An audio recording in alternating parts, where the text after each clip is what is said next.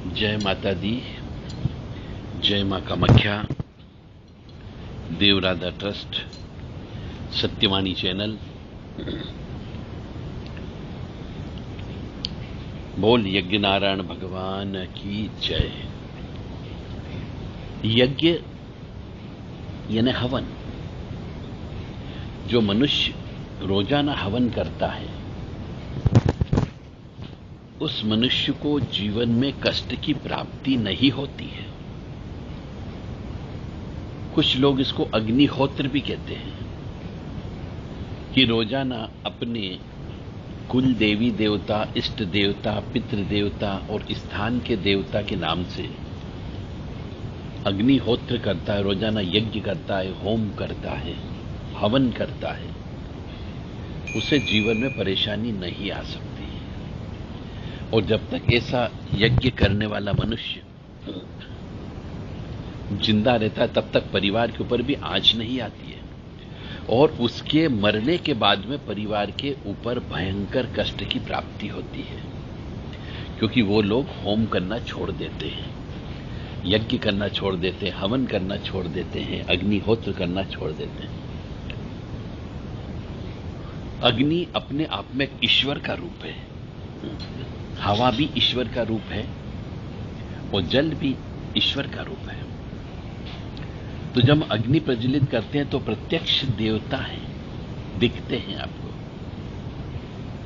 हवा वातावरण में फैली हुई है जिससे हम सांस ले रहे हैं, जिससे हम जिंदा हैं, ये भी प्रत्यक्ष देवता है।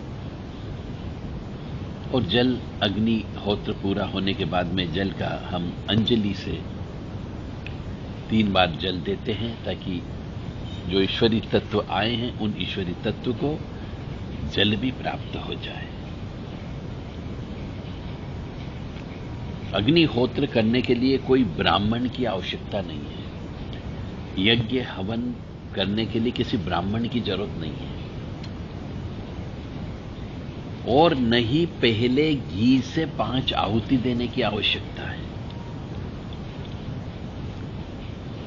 अग्निहोत्र हो गया, यज्ञ हो गया, हवन हो गया, होम हो गया, ये शब्द एक ही है, इन शब्द का अर्थ एक ही निकलता है।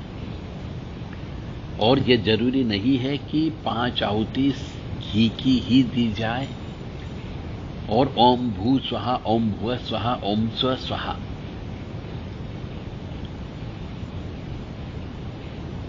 ये भी जरूरी नहीं है कि बोला जाए। इसलिए यज्ञ करने के लिए सिर्फ आपको अग्नि प्रज्वलित करना है। अग्निहोत्र के लिए रोजाना अग्नि प्रज्वलित करिए, चाहे गाय के सूखे गोबर के ऊपर करिए या लकड़ी जला के करिए। और शुरू में पंचदेव की आहुति दे दे। ओम श्री गणेशाय नमः, ओम ह्रीं दुम दुर्गाय नमः, ओम नमः शिवाय, ओम सूर्याय नमः। और एक अपने इष्ट की आहुति आप दे दीजिए, या ओम नमो नारायणाय नमः। इन पंचदेव की आहुति दे दीजिए और उसके बाद आप अपने इष्ट का या कुल देवी देवता के नाम से यज्ञ कर सकते हैं। यह भी जरूरी नहीं है कि यज्ञ का अंतिम भाग, जिसको हम पूर्णाहुति बोलते हैं, उसमें भी किसी भी ब्राह्मण या घी की आवश्यकता नहीं है, और न ही घी की आहुति देने की आवश्यकता है। यदि किसी व्यक्ति के पास घी उपलब्ध नहीं है तो वो तिल के तेल का प्रयोग कर सकता है। यदि वो भी उपलब्ध नहीं है तो घर में जो भी तेल खाया जाता है उस तेल का भी प्रयोग कर सकता है। बस ये कि जिस चीज का प्रयोग करेंगे उस चीज की फल की प्राप्ति वैसी ही होती है। जैसे घी से हवन करने से पुष्टि मार्ग प्राप्त होता है, स्वास्थ्य प्राप्त होता है, धन दौलत प्राप्त होती है। इसी प्रकार से सरसों के तेल का प्रयोग करने से आपको उग्र शक्तियों की प्राप्ति होती है। तंत्र मंत्र काला जादू में सरसों का तेल का ही प्रयोग किया जाता है, और घरों में जो परिवार के लिए किया जाता है, पुष्टि के लिए, स्वास्थ्य के लिए, धन दौलत के लिए, उसमें घी का प्रयोग किया जाता है। तो आप अपने दिल दिमाग से निकाल दीजिए कि आपके पास पैसा नहीं है, तो हम घी कैसे खरीदेंगे? तो हम क्या हवन यज्ञ नहीं कर सकते? कोई भी व्यक्ति किसी भी जाति का हो, बस हिंदू सनातनी होगा, उसे यज्ञ करना चाहिए, उसके यज्ञ का फल उसको अवश्य प्राप्त होता है।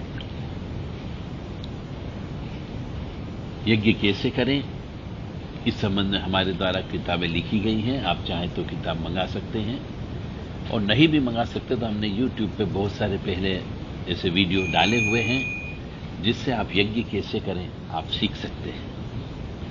यज्ञ रोजाना करिए और सुखी समृद्ध जीवन व्यतीत करिए। जीवन में शांति अवश्य प्राप्त होगी, शक्ति अवश्य प्राप्त होगी, और सुख भी प्राप्त होगा, आनंद की प्राप्ति भी होती। इसलिए यज्ञ करना चाहिए। हर मंदिर में खोपरा गोला या नारियल रोजाना होम होना ही होना चाहिए, जिससे उस मंदिर में जागरूकता बनी रहती है। इसलिए कोई जरूरी नहीं है कि शुरू की 5 आहुति घी से ही दी जाए और अंतिम आहुति भी घी से ही दी जाए, ये जरूरी नहीं है। कोई जरूरी नहीं है कि घी का ही दीपक लगाया जाए। जो आपकी श्रद्धा हो, जो आपको मन करे, जो आपको दिल करे, जो आपकी आत्मा बोले, उससे आप यज्ञ हवन कर सकते हैं।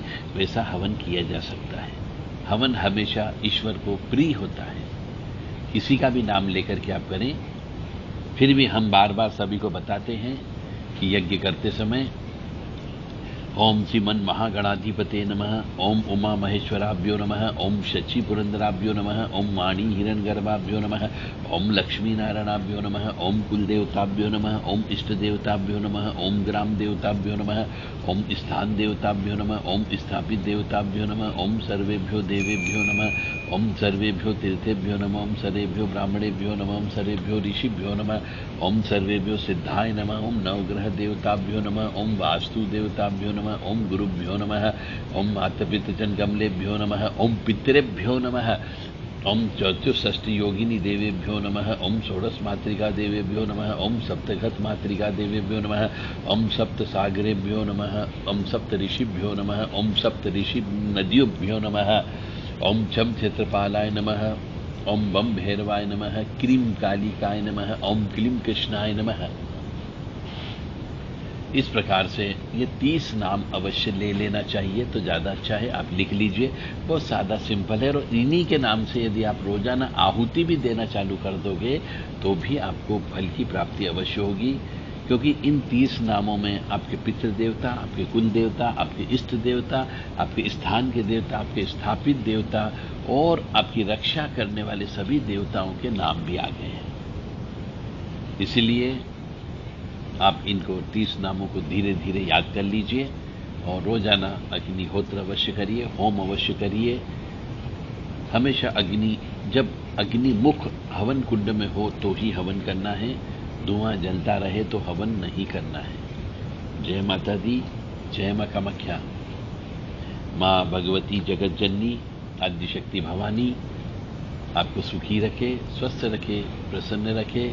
और आज जिनका जन्मदिन है उनके लिए हम विशेष प्रार्थना मां भगवती जगत जननी के चरणों में करते हैं। कामाख्ये वरदे देवी नीलपर्वतवासिनी त्वं देवी जगत माता योनि मुद्रे नमस्तुते। कामाख्ये काम संपन्ने कामेश्वरी हर प्रिये कामनाम देहि में नित्यम कामेश्वरी नमस्तुते।